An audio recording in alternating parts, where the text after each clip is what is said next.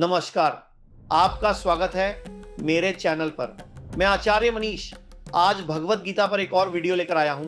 आज बात करेंगे तीसरे अध्याय के 36वें श्लोक की, जहां अर्जुन एक बहुत गहरा प्रश्न पूछते हैं।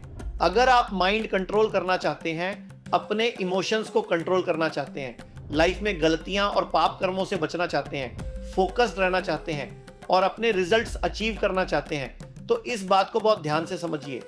अर्जुन कृष्ण से पूछते हैं, हे कृष्ण, आखिर ऐसा कौन है जो मुझसे जबरदस्ती गलत काम करवा देता है? मेरी इच्छा भी नहीं होती, फिर भी मैं भटक जाता हूं। मैं अपने गोल से डिस्ट्रैक्ट क्यों हो जाता हूं? मेरा मन कंट्रोल में क्यों नहीं रहता? कृष्ण उत्तर देते हैं, आवृतम ज्ञान में तेन, यानी इंसान के ज्ञान पर एक पर्दा पड़ जाता है। और वो पर्दा क्या है? काम, यानी अनियंत्रित इच्छा। कृष्ण कहते हैं कि यह मनुष्य का सबसे बड़ा शत्रु है। अब ध्यान दीजिए, यहां काम का मतलब केवल शारीरिक इच्छा नहीं है। लस्ट का मतलब सिर्फ सेक्स डिजायर नहीं होता। कृष्ण का संकेत हर उस इच्छा की तरफ है जो आपके लक्ष्य से बाहर ले जाए। यानी कोई भी ऐसी इच्छा, कोई भी ऐसा थॉट प्रोसेस जो आपको आपके गोल से हटाए, वही लस्ट है। अगर किसी व्यक्ति का लक्ष्य भक्ति है, तो भक्ति से बाहर की हर इच्छा उसके लिए लस्ट है। अगर आपका लक्ष्य सफलता है, तो हर वो चीज जो आपको आपके लक्ष्य से दूर ले जाए, वही आपका डिस्ट्रैक्शन है, वही आपका लस्ट है। मुझे बड़ी गाड़ी चाहिए, you are lusting behind that car. मुझे गोलगप्पे खाने हैं, you are lusting behind that taste. मुझे किसी सुंदर स्त्री या पुरुष के पीछे भागना है, you are lusting behind that attraction. समस्या इच्छा में नहीं है, समस्या उस इच्छा में है जो आपको आपके लक्ष्य से भटका दे। और यही कारण है कि इंसान बार बार फोकस खो देता है, मन इधर उधर भागता रहता है, क्योंकि इच्छाएं खत्म नहीं होती। कृष्ण कहते हैं ये आग की तरह है, जितना ईंधन डालो उतनी बढ़ती जाती है। इसीलिए अगर जीवन में बड़ा बनना है, तो सबसे पहले अपने मन को समझना होगा, अपने गोल को इतना स्पष्ट करना होगा कि उसके बाहर की चीजें आपको आकर्षित ही न करें। काम रूपेण कौनते है, हे कुंती पुत्र, ये कामना के रूप में आता है। और कृष्ण कहते हैं दुष्परिणालंच, ये ऐसी आग है जो कभी बुझती नहीं। ध्यान दीजिए, आग को अगर घी डालकर बुझाने की कोशिश करो तो आग बुझती नहीं और बढ़ जाती है। ठीक वैसे ही जैसे खुजली, जितना खुजाओ उतनी बढ़ती जाती है। सेक्स की इच्छा को बार बार पूरा करने से इच्छा खत्म नहीं होती, बढ़ती है। शराब पीने से शराब की इच्छा खत्म नहीं होती, अगले दिन और बढ़ जाती है। सिगरेट पीने से सिगरेट की आदत खत्म नहीं होती और गहरी हो जाती है। यही हर बुरी आदत के साथ होता है। कृष्ण कह रहे हैं ये ऐसी आग है जो भोग से शांत नहीं होती और भड़कती जाती है। अब अर्जुन को समझ में आ गया कि उसका सबसे बड़ा शत्रु लस्ट है, यानी वो सारी इच्छाएं जो उसे उसके लक्ष्य से दूर ले जाती हैं। लेकिन अब सवाल ये था कि ये लस्ट रहता कहाँ है, क्योंकि दुश्मन को हराने के लिए उसका एड्रेस भी तो चाहिए।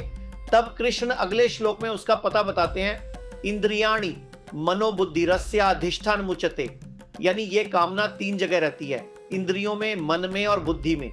अगर लस्ट को खत्म करना है तो इन तीनों को प्योरीफाई करना होगा, जस्टिफाई नहीं, प्योरीफाई। क्योंकि अगर इन्हें शुद्ध नहीं किया तो यही कामना आपके ज्ञान पर पर्दा डाल देगी। इंसान सब जानता हुआ भी गलतियां करता रहेगा। अब कृष्ण समाधान देते हैं, तस्मात यानी देयरफॉर। अब वो निष्कर्ष पर आ रहे हैं। कृष्ण कहते हैं, तस्मात त्वमिन्द्रियाणि आदौ नियम्य। हे अर्जुन, सबसे पहले अपनी इंद्रियों को नियंत्रित करो। ध्यान दीजिए, कृष्ण ने कहा मन और बुद्धि बाद में, शुरुआत इंद्रियों से करो, क्योंकि वहीं से पूरा खेल शुरू होता है। नियम्य यानी रेगुलेट करो, डिसिप्लिन करो। कौन सी इंद्रियां?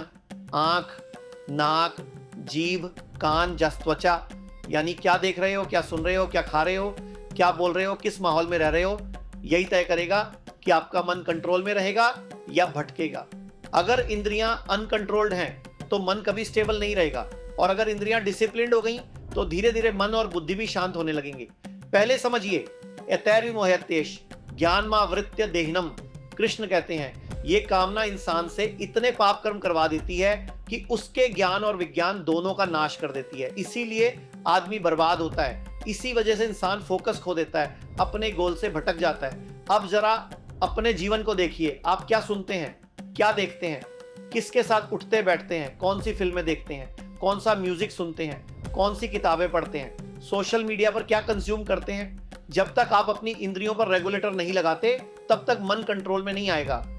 पंखे में रेगुलेटर होता है, SC में रेगुलेटर होता है, गाड़ी के म्यूजिक सिस्टम में रेगुलेटर होता है, क्योंकि अगर रेगुलेशन नहीं होगा तो वही चीज जो सुख देती थी दुख देने लगेगी।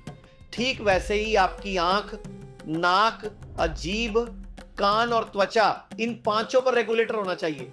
कृष्ण यही कह रहे हैं, इन 5 इंद्रियों को रेगुलेट करो, क्योंकि जब गलत डेटा अंदर जाएगा ही नहीं तो मन गंदा होगा कैसे। Stop getting distracted by things that have nothing to do with your goals. Srila Prabhupada की एक बात ने मुझे बहुत प्रभावित किया। वो कहते थे, जब मैं पानी पीता हूं तो मैं सिर्फ पानी पीता हूं। मतलब क्या? जो काम कर रहे हो उस समय पूरी तरह उसी में रहो। आज समस्या ये है कि इंसान खाना खाते समय मोबाइल चला रहा है, पढ़ाई करते समय रील्स देख रहा है, काम करते समय कंपैरिजन कर रहा है, उसकी इंद्रियां हर दिशा में भाग रही हैं। अब इसे समझिए, ये आपका माइंड है। ऊपर कॉन्शियस माइंड यानी बुद्धि, नीचे सबकॉन्शियस माइंड यानी मन, और इन दोनों तक पहुंचने के 5 गेट हैं: आंख, नाक, जीभ, कान और त्वचा।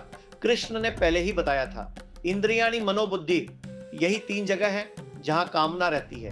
अब जो गलत चीजें पहले से मन में भर चुकी हैं उन्हें निकालने में समय लगेगा, इसलिए कृष्ण आसान रास्ता बता रहे हैं। शुरुआत बाहर से करो। तस्मात, इसलिए इंद्रियाण्यादो नियम, सबसे पहले इंद्रियों को कंट्रोल करो। अब जो अंदर घुस चुका है वो घुस चुका है, लेकिन अब और मत घुसने दो। आंख के बाहर गेटकीपर लगा दो। वही देखूंगा जो मेरे लक्ष्य के काम का है, वही सुनूंगा जो मेरे विकास के काम का है, वही खाऊंगा, वही बोलूंगा, वही करूंगा जो मुझे मेरे लक्ष्य के करीब ले जाए। बाकी सब बंद। यहीं से शुरुआत होगी। इन 5 इंद्रियों को अपने लक्ष्य पर झोंक दो। इसे ही कहते हैं एकाकी की भावना। समस्या क्या है? ये सब होता क्यों नहीं? क्योंकि लोग भगवत गीता पढ़ते ही नहीं। मैं कब से कह रहा हूं, गीता खरीदो, पढ़ो, समझो और दूसरों को भी समझाओ, क्योंकि जो ज्ञान कृष्ण ने दिया है उससे बड़ा माइंड मैनेजमेंट का ज्ञान आज तक किसी ने नहीं दिया। कृष्ण और अर्जुन का पूरा संवाद ही जीवन की सबसे बड़ी कोचिंग है। अर्जुन प्रश्न करते गए, कृष्ण उत्तर देते गए। यही जगत की रीत है, यही कृष्ण का गीत है। मन के हारे हार है, मन के जीते जीत। पूरा खेल मन का है। या तो मन आपको कंट्रोल कर रहा है या आप मन को कंट्रोल कर रहे हो। या तो इमोशंस आपको चला रहे हैं या आप इमोशंस को चला रहे हो। या तो सेंटिमेंट्स आपको घुमा रहे हैं या आप उन्हें दिशा दे रहे हो। लोग कहते हैं मैं मन का राजा हूं, जो मन कहता है वही करता हूं। अरे भाई, अगर जो मन कहता है वही तुम कर रहे हो तो तुम राजा नहीं, मन के गुलाम हो। राजा वो होता है जो मन को आदेश देता है, गुलाम वो होता है जो मन के आदेश पर चलता है। इसीलिए कृष्ण कह रही हैं, शुरुआत इंद्रियों से करो। अपने माइंड के अंदर सही कंटेंट भेजना शुरू करो, क्योंकि जो अंदर जाएगा वही बाहर निकलेगा। जब अंदर प्यूरिफाइड कंटेंट जाएगा तो धीरे धीरे मन भी साफ होने लगेगा, और जब मन साफ होगा तब बुद्धि जो डिसीजन मेकर है वो सही निर्णय लेने लगेगी। समझिए इसे आसान भाषा में, मन यानी सबकॉन्शियस माइंड और बुद्धि यानी कॉन्शियस माइंड। अब सबकॉन्शियस माइंड लगातार कॉन्शियस माइंड को पॉपअप देता रहता है। पॉपअप पाएगा कहां से? जो अंदर भरा हुआ है वहीं से। अगर अंदर गार्बेज भरा है तो गार्बेज आउट आएगा, नेगेटिव डाला है तो नेगेटिव बाहर आएगा, गुड डाला है तो गुड बाहर आएगा, पॉजिटिव डाला है तो पॉजिटिव बाहर आएगा। इंद्रियों से जो अंदर गया वही तो बाहर निकलेगा। इसलिए अपने आंख, कान, जीभ, नाक और स्पर्श, इन 5 के गेटकीपर बन जाइए, क्योंकि वहीं से आपका भविष्य अंदर प्रवेश करता है। एक रिक्वेस्ट करूंगा, इस वीडियो को ज्यादा से ज्यादा शेयर करिए, लोगों को इंस्पायर करिए। आज भी बहुत लोग भगवत गीता को सिर्फ एक धार्मिक किताब समझते हैं, जबकि मैं आपको बता रहा हूं माइंड कंट्रोल, इमोशन कंट्रोल और लाइफ मैनेजमेंट के लिए गीता से बेहतर किताब दुनिया में नहीं है। इसे अपने दोस्तों, परिवार, व्हाट्सएप ग्रुप्स और आसपास के लोगों तक पहुंचाइए, क्योंकि जब आप शेयर करेंगे तभी लोग पढ़ेंगे, समझेंगे और अपने जीवन में बदलाव ला पाएंगे। अगर आप जिम्मेदारी नहीं लेंगे तो बहुत सारे लोग इस ज्ञान से वंचित रह जाएंगे। मेरे साथ जुड़े रहने के लिए, हर बार मुस्कुराहट के साथ वापस आने के लिए दिल से आप सबका धन्यवाद।